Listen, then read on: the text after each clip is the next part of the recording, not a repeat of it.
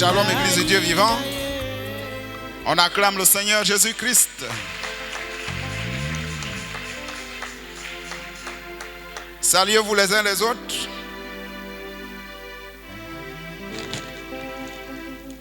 Dites shalom frère, shalom sœur. Que Dieu te bénisse.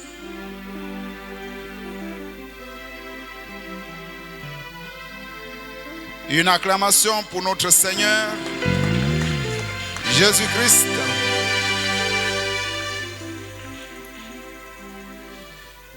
Nous allons nous tenir debout. Nous allons nous tenir debout pour lire la parole. Nous prenons le psaume chapitre 15. Psaume chapitre 15.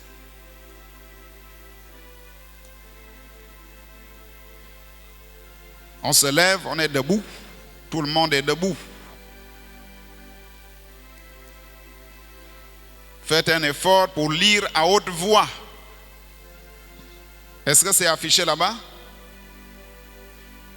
Si c'est affiché, vous lisez à haute voix.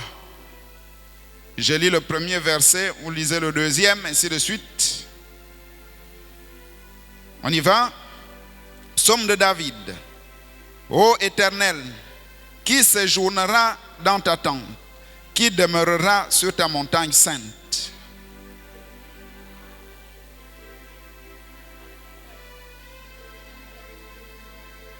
Il ne calomnie point avec sa langue, il ne fait point de mal à son semblable. Il ne jette point l'opprobre sur son prochain.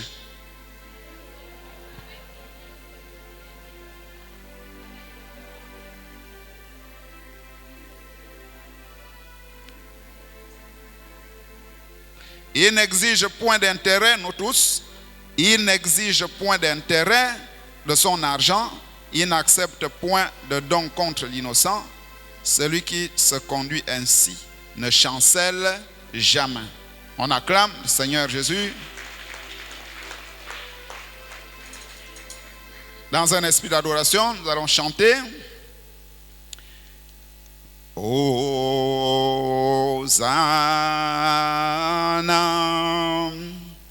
au plus haut des cieux, que notre roi soit glorifié. Hosanna.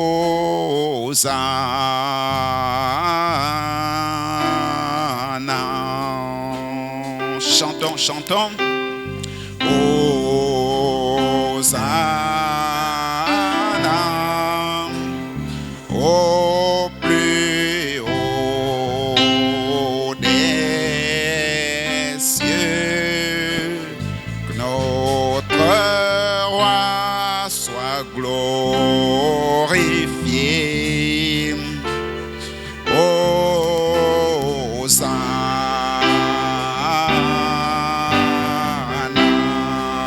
Chantons Hosanna.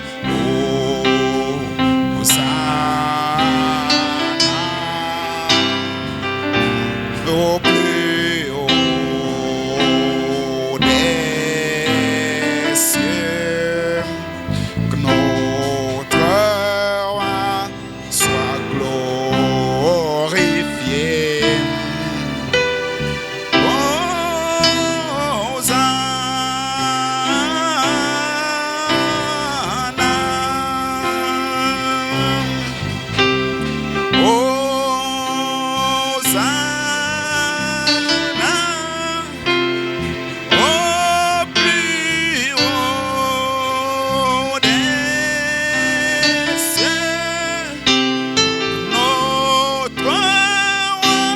Sois glorifié.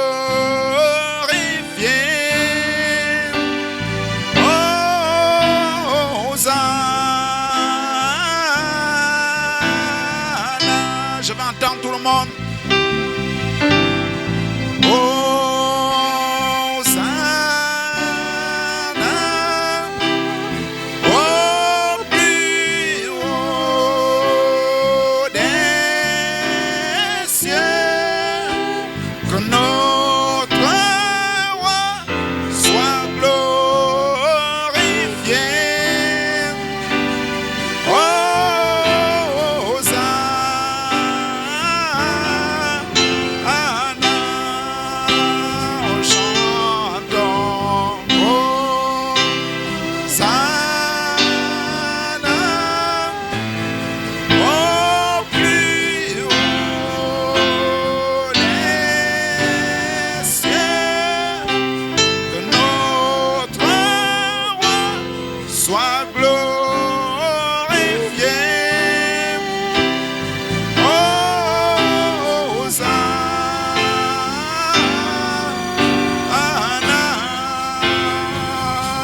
prions. Nous prions, on prie. Les yeux fermés. Les yeux fermés, la tête baissée, les mains levées. On prie. Pendant que je chante, vous priez.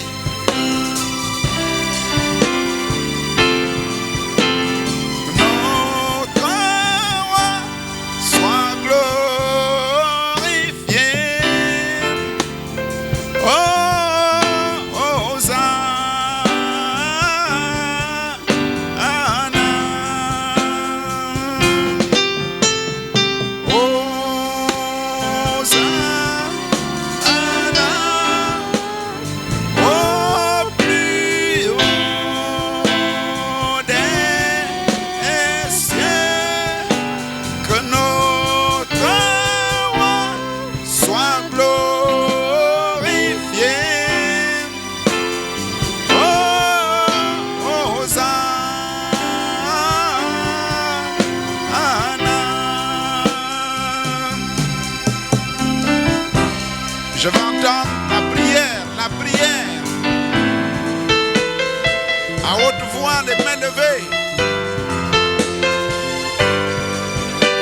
Dieu tout-puissant, auteur de la vie, nous te bénissons, Seigneur Jésus. Nous te remercions ce matin, Père, pour la grâce que tu nous fais, Seigneur Jésus, pour que nous soyons dans ta maison, Père. Souviens-toi, Seigneur Jésus. Tu es le Dieu tout-puissant. Tu es le Dieu qui donne la vie. Tu es le Dieu qui a créé les cieux et la terre. Tu es celui qui nous a amenés dans ta maison, Seigneur Jésus. Tu es celui qui a cherché l'homme lorsqu'il était égaré, Seigneur Jésus, dans le jardin d'Éden.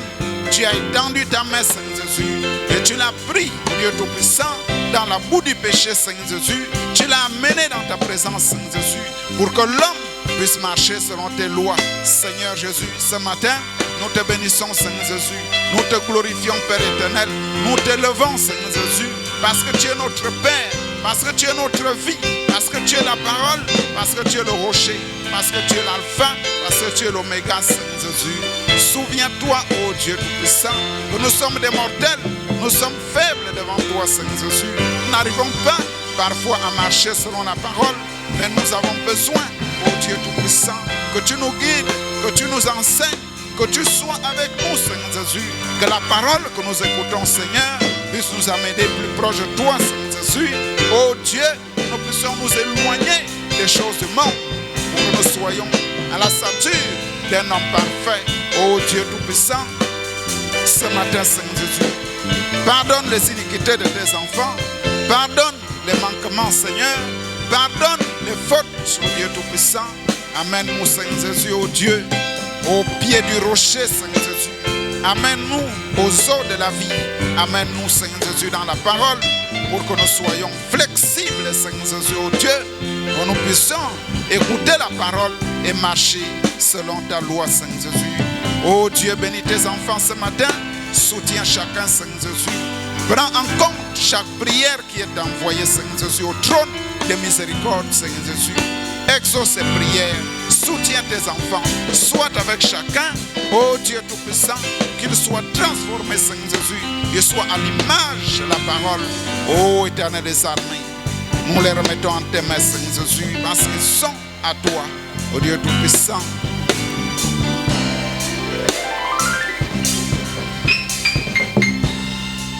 La prière, c'est une puissance. La prière, c'est la solution. La prière, c'est un dialogue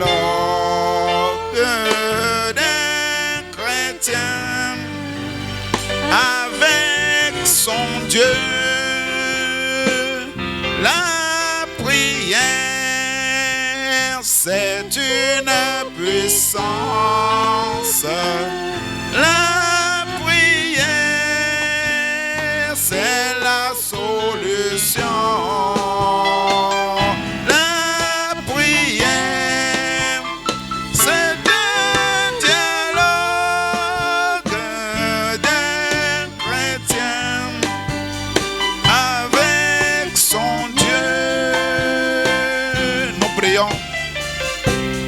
Dieu Tout-Puissant, auteur de la vie, merci encore Seigneur Jésus pour ce moment que tu nous as donné ce matin. Nous avons besoin de toi. Descends Seigneur Jésus au milieu de nous et parle-nous Seigneur Jésus pour que nous soyons des hommes et des femmes changés Seigneur Jésus.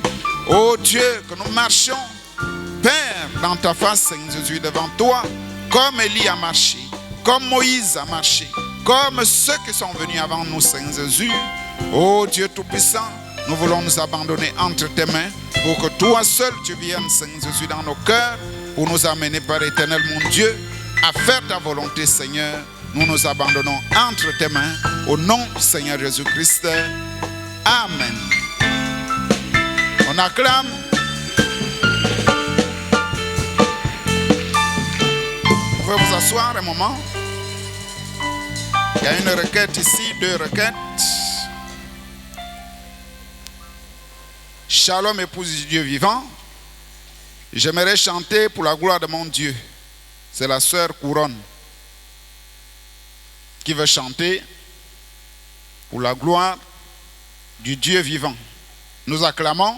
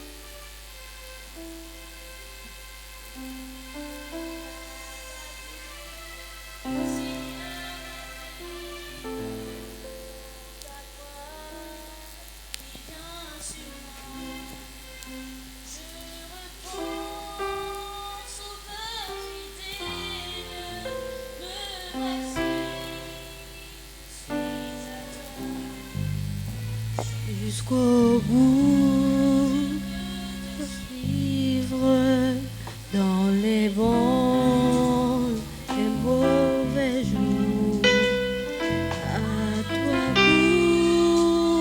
mourir et vivre, à toi Jésus pour toujours. Du calvaire est étroit et périlleux. C'est un chemin solitaire, difficile.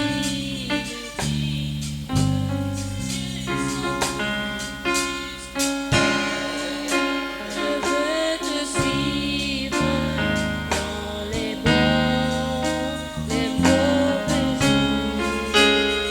À toi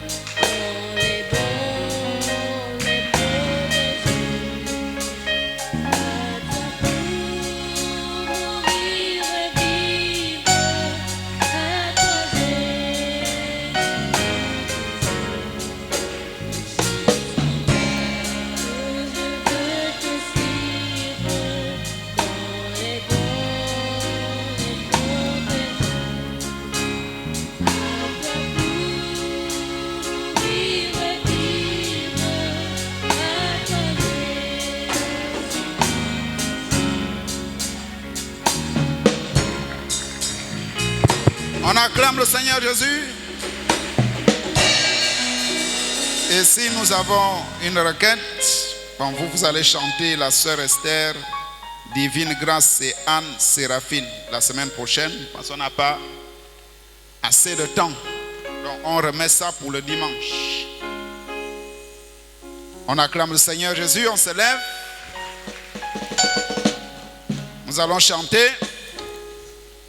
Ce vieux monde ne peut me lier, je m'en irai n'importe quand, parce que je me suis consacré et je porte mon habit de nom. Ce vieux monde ne peut me lier, je m'en irai n'importe quand, parce que je me suis consacré et je porte mon habit de nom. La maladie ne peut me lier, je m'en irai n'importe quand, parce que je me suis consacré et je porte mon habit de nom. Je veux voir les gens danser, danser, battre les mains. On irait n'importe quand, on danse, parce que je me suis consacré et je porte mon habit de nom. Sa maladie ne peut me lier, je m'en irai n'importe quand, parce que je me suis consacré et je porte mon habit de noces. L'incrédulité ne peut me lier, je m'en irai n'importe quand, parce que je me suis consacré et je porte mon habit de noces. Les problèmes ne peuvent me lier, je m'en irai n'importe quand, parce que je me suis consacré et je porte mon habit de noces. Nous lisons, pendant que nous sommes debout, 1 Thessaloniciens chapitre 5, verset 14. 1 Thessaloniciens chapitre 5, verset 14.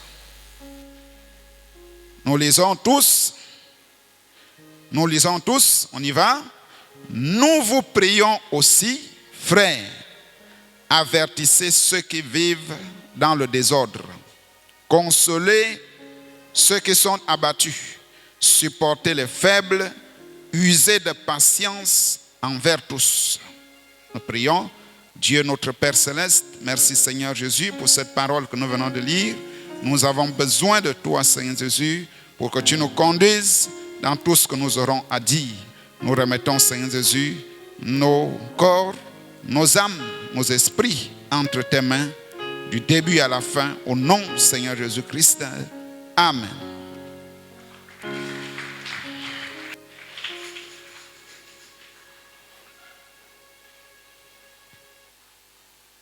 Shalom encore. Que Dieu vous bénisse. On acclame le Seigneur Jésus-Christ. Il ne faut pas se fatiguer à acclamer le Seigneur Jésus. Normalement, quand on parle de la parole, il faut acclamer, il faut dire Amen. Et c'est ce que nous avons remarqué à l'école du dimanche. Les enfants n'arrivent pas à dire Amen. Et pourtant, c'est la parole. Hein? Qui peut me rappeler le thème que nous sommes en train d'aborder? Comme toujours, on revient toujours dans la révision. Le thème c'est l'édification de l'homme intérieur ou la stature de l'homme parfait. L'édification de l'homme intérieur ou la stature de l'homme parfait. L'homme intérieur, c'est qui? On a dit cet homme intérieur, oui, Il s'agit de La théophanie. la théophanie. C'est ça l'homme intérieur.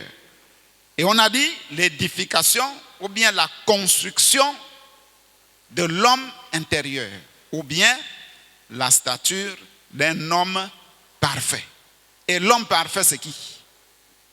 L'homme parfait. Qui peut me donner le nom de l'homme parfait? C'est qui? Oui, là-bas. Le premier doigt, c'est là-bas. Oui, c'est Le Seigneur Jésus-Christ. le Seigneur Jésus-Christ. On acclame. C'est lui l'homme parfait. C'est-à-dire, chacun de nous doit faire des efforts, comme a dit Pierre, que vous devez faire tous vos efforts pour joindre la foi à la vertu, la connaissance, la tempérance, la patience, à la patience, à la piété, l'amour fraternel, à l'amour fraternel, Divin. l'amour divin. Et dès que vous avez ces choses, Pierre dit, vous ne serez plus ballottés à tout vent de doctrine.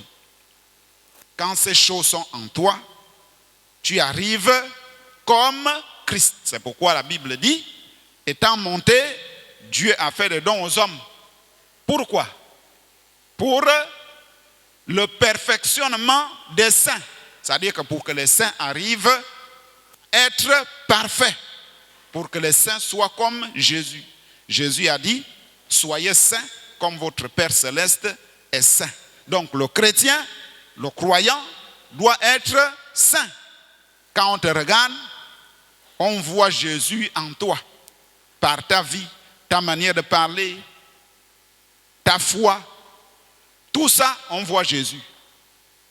C'est comme quand on regardait Frère Branham, on disait, pensez voir Jésus-Christ. Et il y a un évangéliste qui a dit que j'ai vu Jésus en Branham.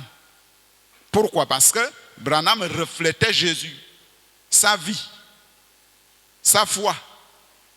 Tout ce qu'il faisait, il mettait Jésus devant. Donc les gens ont même pensé qu'il était Dieu. Lui-même, il a dit, je ne suis pas Jésus. Mais les gens, malgré le fait qu'il a dit qu'il n'est pas Jésus, il y a des gens qui continuent à dire qu'il est Jésus. Toi-même, tu dis que je ne suis pas ceci, mais les gens disent que tu es ça. Vous voyez? Il n'était pas Jésus, mais il était arrivé à la stature d'un homme parfait. On acclame. Donc, c'est là où nous voulons arriver. Et nous étions où? Dans quel sujet? Le sujet, c'était quoi? Oui?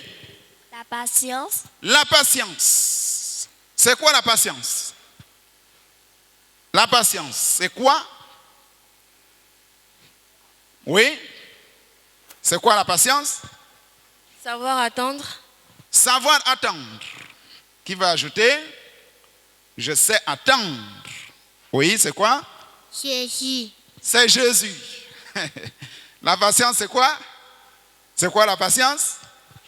La persévérance. La persévérance. C'est très bien. C'est quoi la patience? Qui va ajouter? Savoir attendre, persévérer, quoi encore? Les frères. Oui, il y a une doigt là-bas. Oui, c'est quoi la patience? Savoir patienter. Savoir patienter. Oui. La patience, c'est Supporter sans contester. supporter sans contester. On acclame. Toutes les réponses sont bonnes. Vous allez voir que dans la patience, nous allons d'abord définir comme c'est écrit ici. Qu'est-ce que la patience? Là, on a dit que la patience, c'est le fait de se résigner. C'est-à-dire, tu voulais faire quelque chose, tu n'as pas le temps de terminer, tu fais comme si tu abandonnais. Mais tu n'abandonnes pas, mais tu attends. C'est le fait tout simplement d'attendre. de supporter sans protester quelque chose de pénible, d'inévitable, donc abandonner la lutte. C'est la persévérance, c'est supporter patiemment quelque chose.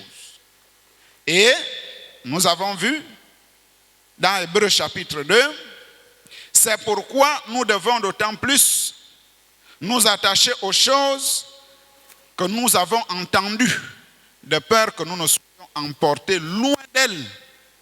Qu'est-ce qu'on a entendu qui nous concerne? Un exemple. Qu'est-ce qu'on a entendu qui nous concerne, que nous ne devons pas abandonner? Oui, frère? La promesse? Les promesses de la Bible, on acclame. Les promesses que Dieu nous a faites dans la Bible. Les exemples de promesses. Exemples de promesses que Dieu nous a faites. Oui. Promesse. Il a dit qu'on serait enlevé. On sera enlevé. Oui, c'est là où tout le monde regarde. Hein, tout le monde se bat pour l'enlèvement. C'est comme quand Dieu avait dit que la Vierge concevra. Chaque jeune fille se battait pour être vierge, pour que la promesse tombe sur elle. Donc nous aussi aujourd'hui, nous attendons l'enlèvement. Donc chacun de nous se bat pour être parfait, pour que ce jour-là, nous tous, nous nous retrouvions là-bas. En dehors de l'enlèvement. Avant l'enlèvement, oui, il y a un doigt là-bas. Qu'est-ce que Dieu nous a promis? Il a dit on serait la tête et non la queue. Nous serons la tête et non la queue. Nous aurons des jets privés. Hein? Je veux aller aux États-Unis, je démarre mon avion. Je pars. Est-ce que vous voyez? Je veux aller en France. Je n'attends pas encore aller faire la queue à l'aéroport. Je prends seulement mon avion, je pars. Est-ce que vous voyez? Mais des petites choses, par exemple à l'école, hein, je dois être première de la classe. Ce n'est pas que nous sommes 30. Moi qui suis dans le message, je suis dernier. Hein, 28e. Avec 2 sur 20. Les autres sont à 15. Le païen a 18 sur 20. Il est premier. Mais toi qui es dans le message, tu as 2. Donc tu es le dernier. Alors nous serons plus intelligents que les autres, les gens du monde. Est-ce que vous voyez? Quoi encore? Quelle promesse? Quelques exemples? Oui, qui peut ajouter? Nous serons? Il a dit qu'il sera avec nous. Il sera avec nous. Oui. Il nous a promis aussi le Saint-Esprit. Il nous a promis le Saint-Esprit. On a dit ici que le Saint-Esprit, c'est le consolateur, c'est le guide. Pour que nous ne soyons pas comme des païens, il nous a promis qu'il sera avec nous. Parce que s'il est avec nous, s'il est en nous, nous pouvons vivre la parole. Oui. Il a dit que nous serons sauvés. Nous serons sauvés, nous ne serons pas perdus. Oui. La vie éternelle. Nous aurons la vie éternelle. Voilà. Oui, tu veux ajouter? Il a dit que nous serons enlevés. Nous serons enlevés. Donc, voyez beaucoup de promesses qu'il nous a faites. Donc, nous devons attendre pour avoir ça. Ce n'est pas que tu cours un peu, c'est comme la course. À vos marques prêts, partez. Tu commences vite. Hein? Tu as le zèle. Là, on prend dans le cas de l'évangile, de la parole. Tu pries beaucoup, tu jeûnes, tu exhortes les gens, tu pries comme ça, Dieu guérit quelqu'un. Mais après, tu commences à manquer l'église. Aujourd'hui, je ne peux plus aller à l'église parce que je n'ai pas l'argent de taxi. Après-demain, on te voit assis au bar en train de boire la régape. Après-demain, tu as déjà le pantalon sous les fesses. Tu as déjà les cheveux d'un bandit. Mais tu n'as pas couru jusqu'au bout. Alors que quand on dit à vos marques prêts, partez, c'est jusqu'à la ligne d'arrivée. Tu dois traverser la ligne en vitesse. On ne s'arrête pas avant la ligne. C'est comme dans le christianisme. L'enlèvement n'est pas encore arrivé. Il ne faut pas t'affaiblir. Il faut toujours prier, venir à l'église, chanter les cantiques, faire ce que Dieu veut. Même si c'est difficile, tu te bats. Pierre a dit, faites tous vos efforts. Le christianisme n'est pas quelque chose qu'on vient, on s'assoit, on repart à la maison. Non. Lire la parole, prier, jeûner, se consacrer. Et là, c'est là-dedans que Dieu te donne les expériences. Dieu peut te parler, Dieu peut te visiter. Mais si tu ne fais pas ça, tu es chrétien, tu ne lis pas la Bible. De lundi à dimanche, il y a seulement ce qu'on lit ici. Toi-même à la maison, tu ne lis pas. Mais tu vas avoir le Saint-Esprit comment? Dieu va te visiter comment? Il ne peut pas. Donc, il nous a promis des choses dans la Bible que nous devons attendre. C'est ça la patience. Et nous avons lu dans la statue d'un homme parfait, prêché le 14-10-1962, paragraphe 233. On acclame.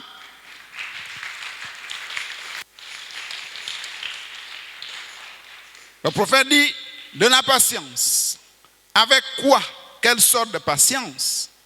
Il dit premièrement, il faut avoir la patience avec Dieu. Il dit, si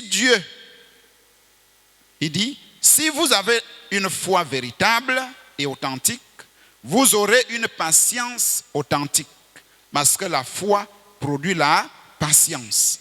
Quand Dieu dit quelque chose, vous le voyez, vous le croyez, c'est tout. Vous avez alors la patience.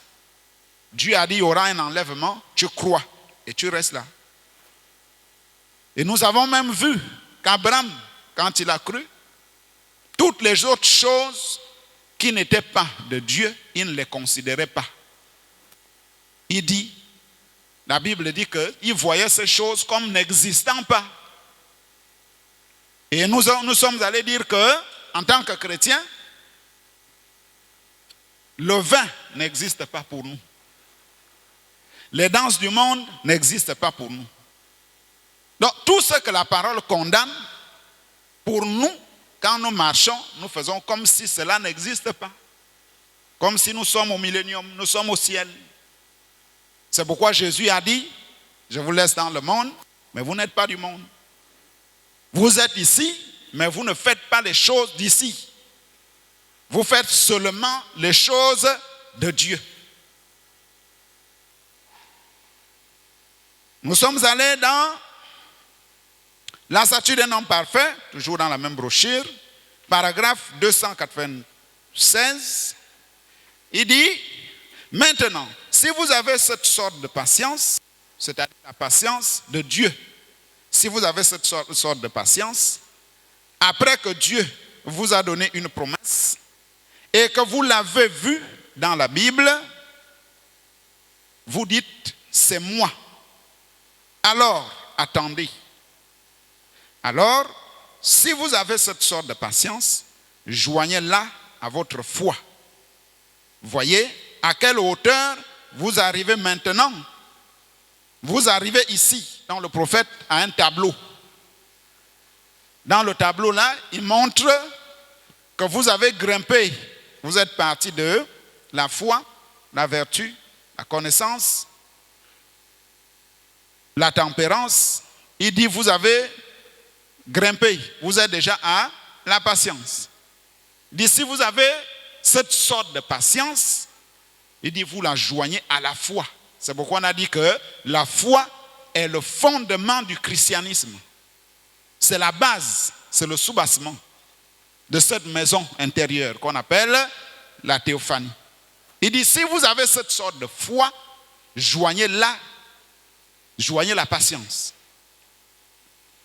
Il dit, voyez à quelle hauteur vous arrivez? Vous arrivez ici, tout en haut, maintenant. C'est pourquoi on a dit, il y a deux sortes de patience. Quand nous essayons de lire la parole, nous voyons qu'il y a deux sortes de patience. Il y a la patience des promesses de Dieu. Il y a aussi la patience envers les faibles. Cette sorte de patience ressemble à la tempérance. C'est comme quelqu'un qui vous piétine, vous ne faites rien. Quelqu'un vient, il crache sur vous, vous ne faites rien. On a dit c'est ça la tempérance. Mais quelque part, la Bible dit, vous avez la patience envers votre prochain. Donc la patience envers les promesses de Dieu, nous avons dit que Noé avait la patience. Nous avons vu ça.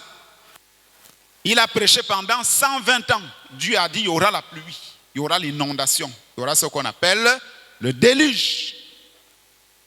Mais Noé, les gens ont contesté. Ils ont dit non, nous n'avons jamais entendu parler de la pluie. Il n'y aura jamais de pluie. Il est en train de mentir. Il a perdu la tête. Il devient fou. Mais Noé n'a pas regardé à ça. Puisque la voix lui a dit, construis l'arche. Tout celui qui rentrera dans l'arche, celui-là sera sauvé. Et quand Jésus est venu, Jésus a dit, au temps de la fin, il en sera de même comme au temps de Noé. Il a dit, en ces jours-là, les gens vont manger, boire, se marier, marier leurs enfants. C'est cette époque où nous sommes. Quand vous voyez les grandes réalisations scientifiques, les scientifiques vont à la Lune, ils vont visiter Mars. Les gens construisent des bâtiments de 500 étages. Les mariages chaque samedi. Qui a déjà vu? Chaque samedi, il y a des voitures de mariés. Qui a déjà vu ça? Levez la main, celui qui a déjà vu. Chaque samedi, il y a au moins 200 mariages ou 300 dans Libreville. Je dis au moins. Mais sinon, on doit atteindre 500, voire même 700 mariages. Chaque semaine. Et c'est ça que Jésus a dit. Il dit, les gens vont manger, ils vont se marier, ils vont marier leurs enfants. Il dit, quand Noé a fini de construire, il dit, la pluie est venue, Noé est rentré dans l'arche, la pluie est venue, et ceux qui sont restés sont morts, perdus. Il dit, la même chose, ce qui s'est passé au temps de Lot. Au temps de Lot, il y a eu quoi? Il y a eu une pluie de feu qui est descendue du ciel pour consumer les hommes de Sodome et Gomorrhe. Des gens qui vivaient dans le péché. Des gens qui étaient dans les bars. Les gens épousaient les hommes. Donc l'homme épouse l'homme. La femme épouse la femme. Ça se passe aujourd'hui. Il dit, dès que Lot est sorti de Sodome, une pluie de feu et de soufre est tombée du ciel, a brûlé les villes de Sodome et Gomorrhe. Donc tous ceux qui ne se sont pas alignés, parce que les anges sont descendus là-bas, ils ont averti, ils ont dit sortez de Sodome, parce que la pluie va tomber, Dieu va détruire. Mais les gens n'ont pas écouté. C'est comme nous ici ce matin, la Bible dit, il faut toujours prier. Toi, tu ne pries pas. Obéis aux parents, tu n'obéis pas. Allons à l'église, on te force. Lis la Bible, on te force. Lis la brochure, on te force. Mais tu vas rester comme les gens là, comme au temps de Lot. Ce n'est pas parce que ton père vient ici. Ce n'est pas parce que ta mère prie. Chacun de nous doit faire des efforts. Chaque enfant de l'école du dimanche doit faire un effort pour avoir la nouvelle naissance, pour avoir la foi, pour avoir la tempérance, pour avoir la patience. Sinon, Dieu devait seulement venir prendre tout le monde. Mais il a dit, il viendra comme un voleur. Et il prend même les armes. Il dit, quand le voleur vient dans la maison, il ne dit pas, propriétaire de la maison, j'arrive. Je viens voler chez toi le soir, à 20h. Il dit, le propriétaire devait attendre. Il devait même prendre la machette ou bien la hache ou je ne sais quoi. Il reste derrière la porte parce que c'est que le voleur arrive. Mais ce n'est pas ça. Il dit, il vient comme un voleur, dans la nuit. Et c'est comme ça que l'enlèvement va se passer. Pendant que tu boudes avec ta mère, c'est à la minute même. Quand on dit, viens laver les assiettes, tu claques la porte parce que tu veux aller jouer avec tes copines. Au même moment que tu fais ça, la mère disparaît même devant toi. Elle est partie. Tu vas appeler le diacre ne répond plus. Tu vas appeler le pasteur n'est plus. Tu prends la course, tu vas au vendo, le diacre Richard, il n'est pas. Tu cours à l'église. Il n'y a personne. Tu vas faire comment? Tes parents ne sont plus. Tu vas faire comment? C'est à cause de ça qu'il faut faire un effort. On acclame le Seigneur Jésus.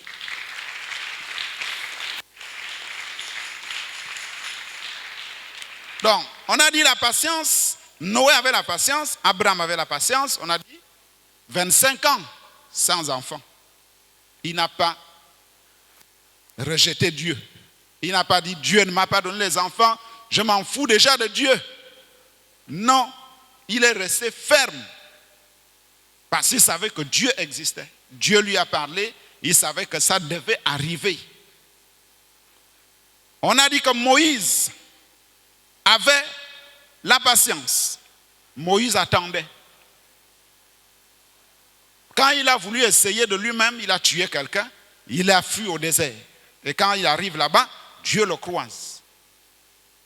Dieu l'envoie devant Pharaon et tout ce qui s'est passé. Moïse n'a pas dit, comme Pharaon a dit, le peuple ne part pas, j'abandonne maintenant la mission. Non, il savait que Dieu devait accomplir la promesse. On a vu que Daniel, quand il était à Babylone,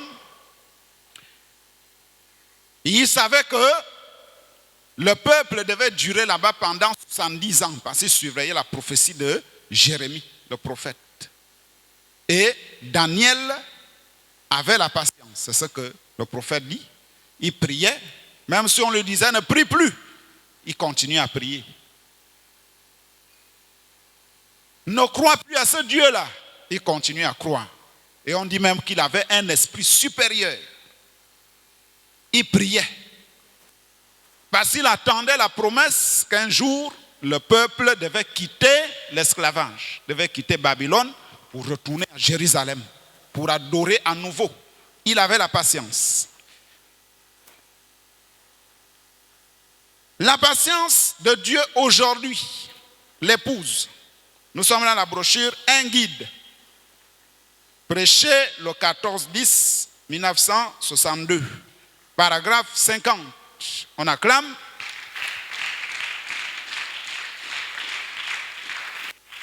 Le prophète dit, c'est ce qui se passe pour l'Église aujourd'hui. Sans doute, la patience de Dieu. La patience de Dieu.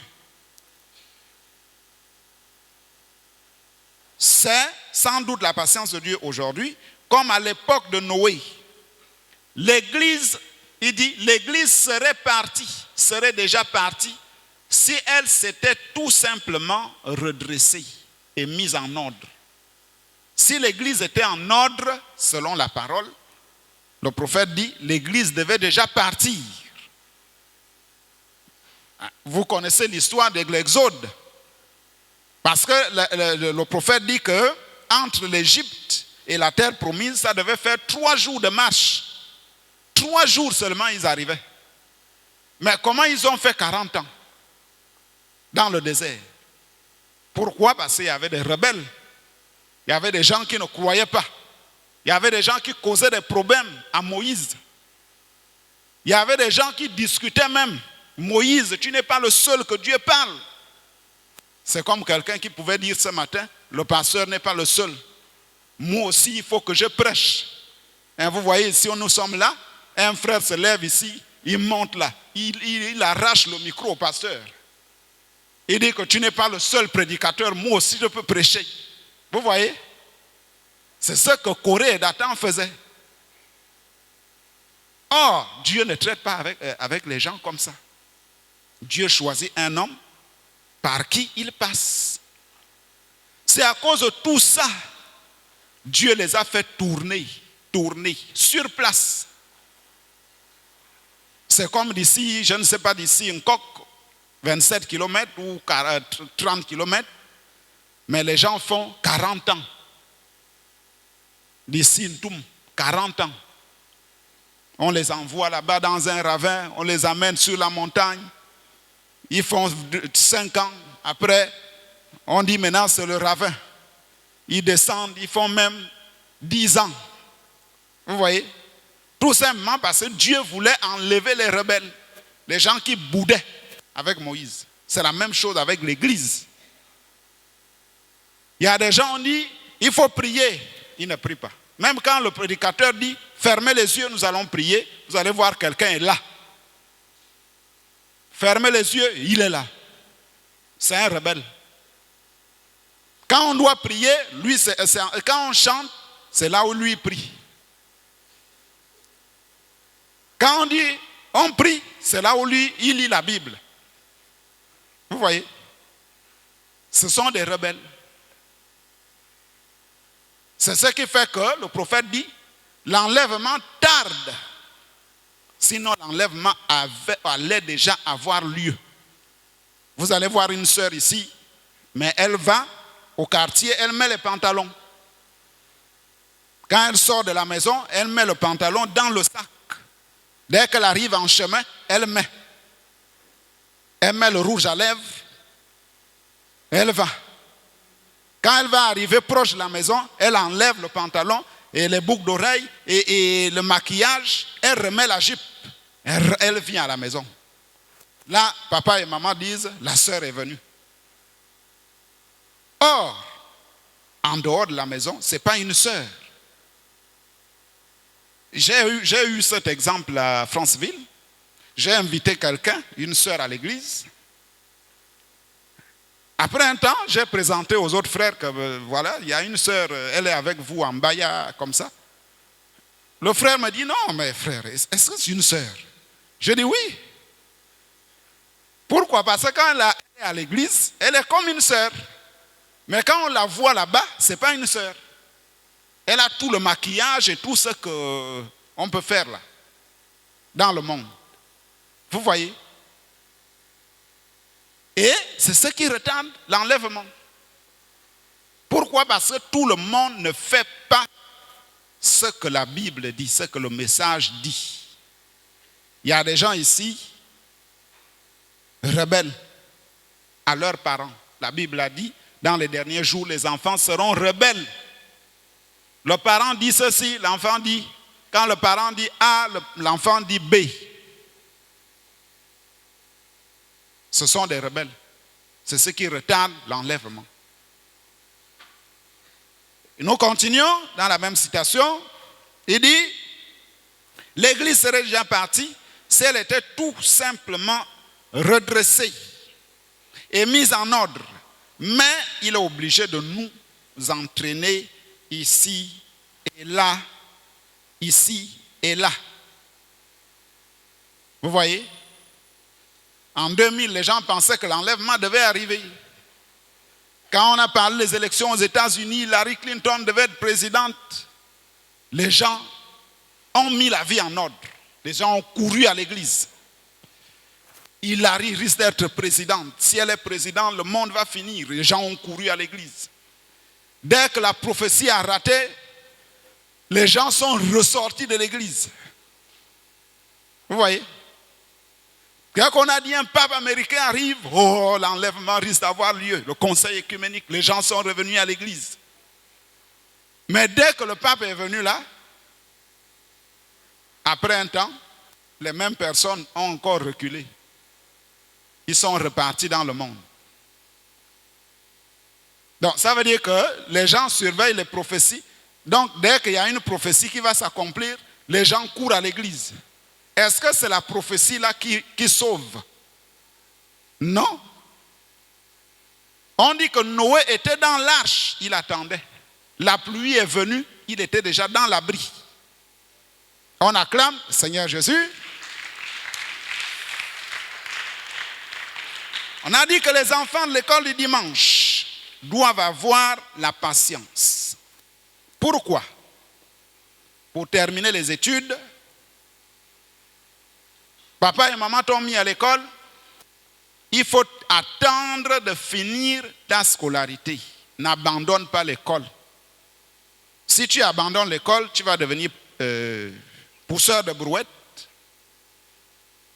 Ne riez pas. C'est un travail, mais tu souffles. Tu pousses la brouette sous le soleil pour avoir au moins 2000, 3000. C'est difficile. D'autres, des travaux difficiles. Tu vas au marché, tu fais ménagère. Je dis bien que c'est un travail, mais ce n'est pas ça que le parent voulait. Le parent voulait que tu termines, tu gagnes le CEP, tu gagnes le BPC, tu gagnes le bac, tu gagnes la licence, tu gagnes le master, tu gagnes le doctorat. Et tu as un travail, comme notre précieux frère Hugues. Là, le parent est tranquille. Tu as terminé et tu peux maintenant aller en mariage. Donc un enfant de l'école du dimanche doit attendre de terminer l'école. N'abandonnez pas l'école. Il doit attendre l'âge de quitter l'école du dimanche. Je reviens là-dessus. Tu n'as pas encore 19 ans ou 20 ans, tu ne viens plus à l'école du dimanche. Pourquoi? Qui t'a chassé? Ici, nous parlons simplement pour que tout le monde comprenne. Même les bébés comprennent. Hein? Les enfants savent ici qu'il y aura un enlèvement. Les enfants savent ce qu'on appelle le Saint-Esprit. Mais si toi tu quittes ici, tu veux maintenant aller à l'école des grands. La grande prédication. On va parler de tout. On va parler des choses, le millénium, le trône blanc. C'est vrai, c'est bien. Mais est-ce que tu sais prier? Est-ce que tu as les vertus? Est-ce que tu as la patience? Est-ce que tu connais? Est-ce que tu as la connaissance? Est-ce que tu as la vertu? Rien. Si on te pose la question, la vertu c'est quoi? Tu ne connais même pas. Dès que tu vas croiser un témoin de Jéhovah, il va te dire que là où tu pries, c'est pas ça. Puisque tu n'as pas la connaissance de la parole, tu vas quitter, tu vas suivre les témoins de Jéhovah. Un témoin de Jéhovah qui va convertir quelqu'un du message. Un catholique qui va te convertir. Dès que tu es bloqué, on appelle le diacre. Où l'écriture qui dit que la femme ne prêche pas, c'est où? Je ne connais même pas là où ça se trouve dans la Bible. Aide-moi. Vous voyez? Mais pourtant, toi-même, tu viens à l'église. Tu ne connais pas ça. Pourquoi? On acclame le Seigneur Jésus. Donc, ça veut dire que tu n'as pas la connaissance. Ne quitte pas l'école du dimanche. Même si 22 ans te trouvent ici, viens. Il faut attendre. Tu suis l'école du dimanche, tu suis l'école des grands. Un enfant de l'école du dimanche doit aller en mariage à l'âge normal, c'est-à-dire après les études. Évitez, on vient ici pour écouter la parole, évitez de se faire des amitiés qui vont vous amener à tomber. Ce n'est pas bien. La doctrine de notre église dit un frère et une sœur ne marchent pas ensemble. Ce n'est pas interdit de dire shalom, sœur, est-ce que ça va? Oui, ça va. Ça s'arrête là. évite maintenant de prendre le numéro de la sœur, commencer à envoyer des messages. Tu commences même à dire chérie. Chérie, est-ce que ça va? Mais quand tu fais ça, le jour que vous allez vous retrouver à deux, qu'est-ce qui va se passer? Vous allez tomber. Après, on va vous chasser de l'église. Et pourtant, l'église de demain, c'est vous. C'est vous les prophétesses de demain. C'est vous les prédicateurs de demain. Les diacres de demain, c'est vous. Donc, vous devez marcher avec la crainte de Dieu. On ne vient pas ici pour ça. Attendez le temps de mariage. Ami, dans le message, c'est homme, homme. Mon frère, on marche ensemble, on travaille, c'est bon. La sœur et la sœur, c'est bon. Mais un frère et une sœur, il n'y a pas d'amitié dans la parole. Qui m'entend bien? Celui qui m'écoute bien, lève la main. On veut vous éviter de tomber. Vous risquerez de tomber, de grossir une sœur. Après, on va vous mettre ici. On va dire, voilà les faux. Le faux frère et la fausse sœur. Je vous ai dit dans l'Ancien Testament, on prenait les cailloux, on lapidait. Le pasteur en premier, il prend le caillou, le souverain sacrificateur. Il jette. Le président du conseil des diacres prend son caillou. Tous les diacres. C'est comme ça que ça se passait. On te lapide, tout le monde. Tu meurs, on prend le corps, on t'enterre hors du camp. En dehors de la ville. Parce que tu es un objet de malheur. On dit afin que on enlève le mal au milieu du peuple. Et celui qui va regarder ça va dire, ça c'est mauvais. Moi aussi je ne dois pas faire ça. Si je fais ça, voilà comment on va aussi me tuer. Et on a dit dans le Nouveau Testament, ce n'est plus la lapidation, c'est maintenant l'excommunication. C'est-à-dire on t'excommunie. On te chasse de l'église. Quelqu'un qu'on pensait arriver pour être un bon chrétien demain, on l'a chassé de l'église. On a perdu quelqu'un. Pourquoi? Parce qu'il n'y a pas la sagesse. Vous ne craignez pas Dieu. Donc on ne vient pas ici pour ça. Il faut bien comprendre ça. Alors, la patience envers les faibles. Nous avons lu dans 1 Thessaloniciens chapitre 5. Nous vous prions aussi, frères, avertissez ceux qui vivent dans le désordre. Consolez ceux qui sont abattus. Supportez les faibles. Un faible, c'est ce qui? C'est quelqu'un qui est chrétien. Il boit encore, il fume encore. Très souvent, c'est des nouveaux convertis. On dit, ayez la patience envers eux. Ne soyez pas pressés de les condamner. Hein, tu as croisé un frère en culotte au quartier, ne va pas critiquer pour dire c'est un faux frère. Non. Tu l'as croisé toi seul. Va. Un jour, tu vas avec lui, tu lui demandes, frère, est-ce que tu sais que dans le message, les culottes, un frère ne met pas la culotte? Ah bon, c'est comme ça? Oui. Ah frère, prochainement je vais changer. Demain tu le croises encore, il est toujours en culotte. Ne dis pas c'est un faux frère. Non, va prier. Prie pour lui. C'est ça, supporter les faibles. Quelqu'un qui est dans la faiblesse, on le supporte. Et c'est ça la patience. Tu n'es pas pressé de le condamner. Nous sommes dans la brochure La statue d'un homme parfait. Prenez garde que personne, au paragraphe 15, non, nous sommes dans le paragraphe 275. Et nous devrions aussi avoir la patience les uns envers les autres. Voyez, c'est le prophète qui parle.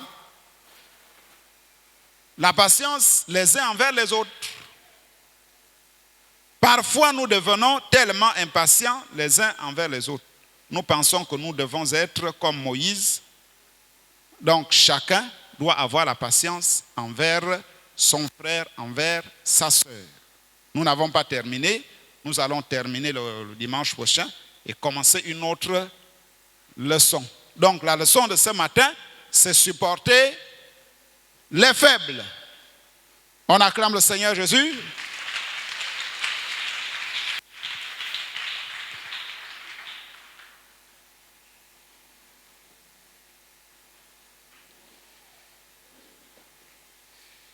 Donc, la patience envers les faibles produit le pardon devant Dieu. Donc, nous allons illustrer ça prochainement. Eli, Eli, Eli, lama sabachthani. Tu mourus à Golgotha pour me donner la vie éternelle. Eli, Eli, Eli, Eli, Eli, lama sabachthani. Tu mourus à Golgotha pour me donner la vie éternelle. Eli, Eli, Eli, Eli, Eli, lama sabachthani. Tu mourus à Golgotha pour me donner la vie éternelle. Dieu Tout-Puissant, merci Seigneur Jésus pour cette parole que tu nous as donnée ce matin. Nous avons besoin de toi, Seigneur Jésus, pour marcher selon ta parole, pour avoir la patience au Dieu Tout-Puissant, les uns envers les autres, Seigneur. Avoir la patience aux promesses de Dieu. Seigneur Jésus, soutiens tes enfants, soutiens-nous afin que chacun, au Dieu Tout-Puissant, arrive à avoir cette patience. Père, nous nous abandonnons entre tes mains au nom Seigneur Jésus-Christ. Bénis les offrandes, bénis la sortie de tes enfants au nom de Jésus-Christ. Amen. Nous sortons. Li, li, la.